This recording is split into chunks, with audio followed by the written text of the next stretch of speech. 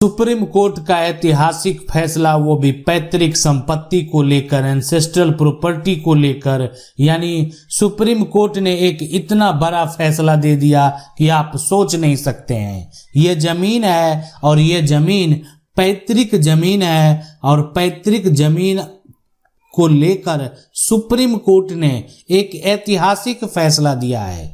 यानी ancestral property का अगर आप उपयोग कर रहे हैं तो अब आपको क्या करने की जरूरत है, यानी एंसेस्ट्रल प्रॉपर्टी में किस प्रकार से अब जो है हक आप प्राप्त कर सकते हैं। ये परिवार का वंश वृक्ष है। ये देख सकते हैं इनके यहाँ पर एक बेटा है, एक बेटी है। अब इनका जो है एक बेटा है और उनका एक ही बेटा है। अब ये परिवार है।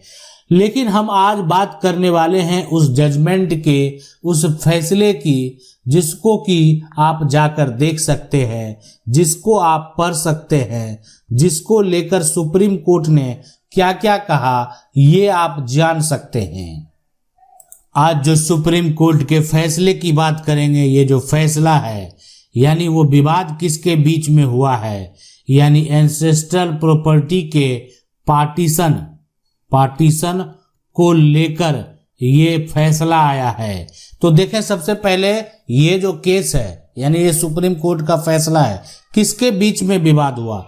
तो यहाँ पर विवाद जो हुआ है उसका, यानी पहला नाम है रोहित चौहान, यानी रोहित चौहान, और साथ में यानी बनाम जो है, यानी दूसरा जो प्रतिवादी है वो है यहाँ पर सुरिंदर जो है सिंह। ये प्रतिवादी है रोहित चौहान और सुरिंदर सिंह, यानी उसके बीच में विवाद हुआ है। अब यानी ये मामला चला गया सुप्रीम कोर्ट में। अब सुप्रीम कोर्ट में अगर आप इस जजमेंट को देखना चाहते हैं, पढ़ना चाहते हैं, तो इसका जो सिविल अपील नंबर है ये आप देख लें। सिविल अपील संख्या जो है वो कितना है, वो है 5475 ऑफ 2000, यहाँ पर 2013 में।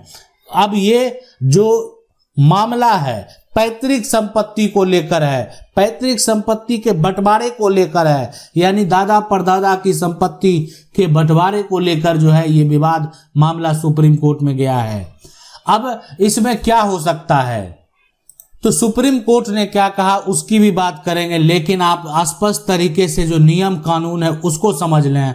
अब मान लेते हैं कि अगर ये जमीन जो है ये पैतृक जमीन है, पैतृक जमीन में जितने भी घर परिवार में बच्चे का जन्म हो, यानी कह सकते हैं जितना जन्म हुआ है ना, जितना जन्म हुआ, सभी क्या होंगे, सभी उत्तराधिकारी होंगे, सभी उत्तराधिकारी कहलाएंगे, सभी उत्तराधिकारी होंगे।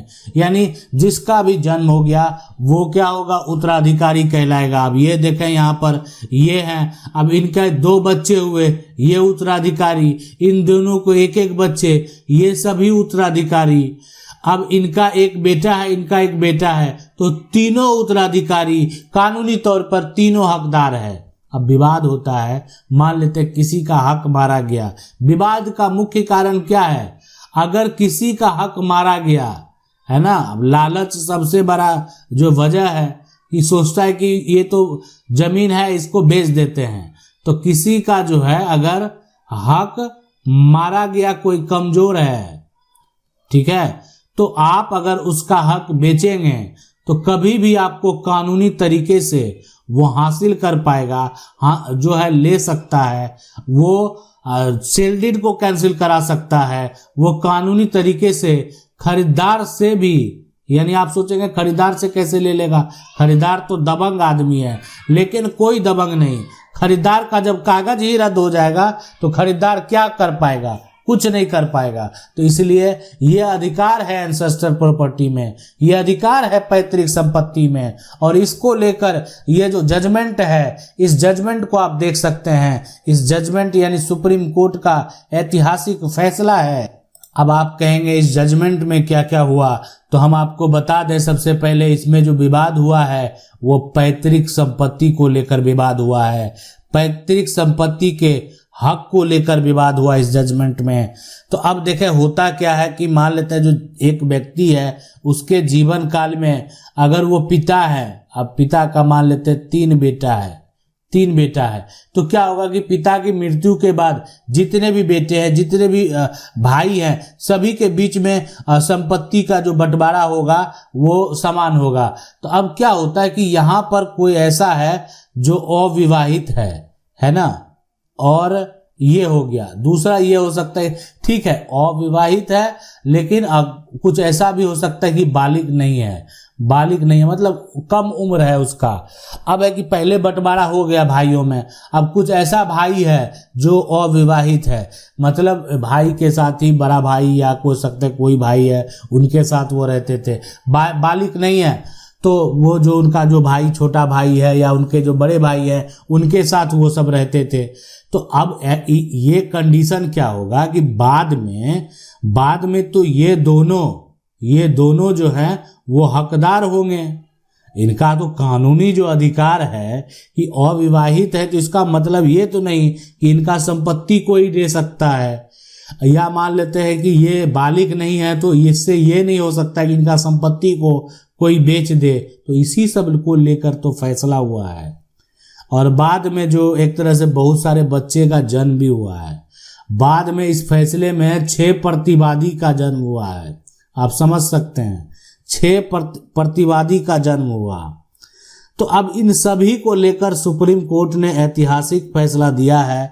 और इस जजमेंट में, इस फैसले में सुप्रीम कोर्ट ने जो है एक तरह से ये भी कहा कि अगर जो है संपत्ति जो संपत्ति की बात की जा रही है, अगर वो संपत्ति पैतृक संपत्ति है, ठीक है, यहाँ पर पैतृक संपत्ति है, तो ऐसा सिचुएशन, ऐसा कंडीशन में क्या होगा कि ये जमीन जो है अगर पिता के द्वारा जो है ये बेटों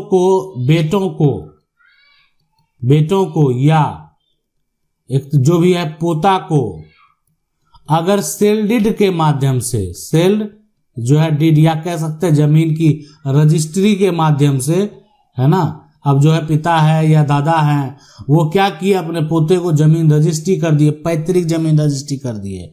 तो हमारा कानून ये कहता है कि देखें ऐसा करेंगे तो एक तो वो अवैध कहलाएगा और कानूनी मान्यता जो है उसका शून्य है कि जिस दिन आज तो सब कुछ करा लेंगे आप, यानी वो अमान्य है, लेकिन जिस दिन मामला कोर्ट में चला गया वो सारा कुछ रद्द हो जाएगा, कानूनी तौर पर उसका कोई मान्यता नहीं रह जाएगा।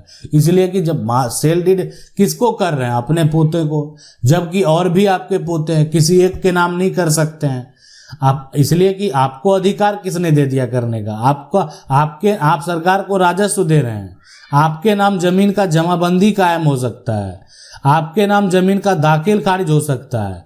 तो इसका मतलब ये नहीं कि आपके नाम जमीन का दाखिल खारिज है तो कानूनी तौर पर आप प्रॉपर्टी के मालिक हैं, यानी प्रॉपर्टी के मालिक सभी उत्तराधिकारी होंगे। आप इस जजमेंट को जाकर गूगल में सर्च करके भी पढ़ सकते हैं, देख सकते हैं। सुप्रीम कोर्ट के साइट पर आप केस नंबर से जो है जाकर निकाल कर जजमेंट को देख सकते हैं।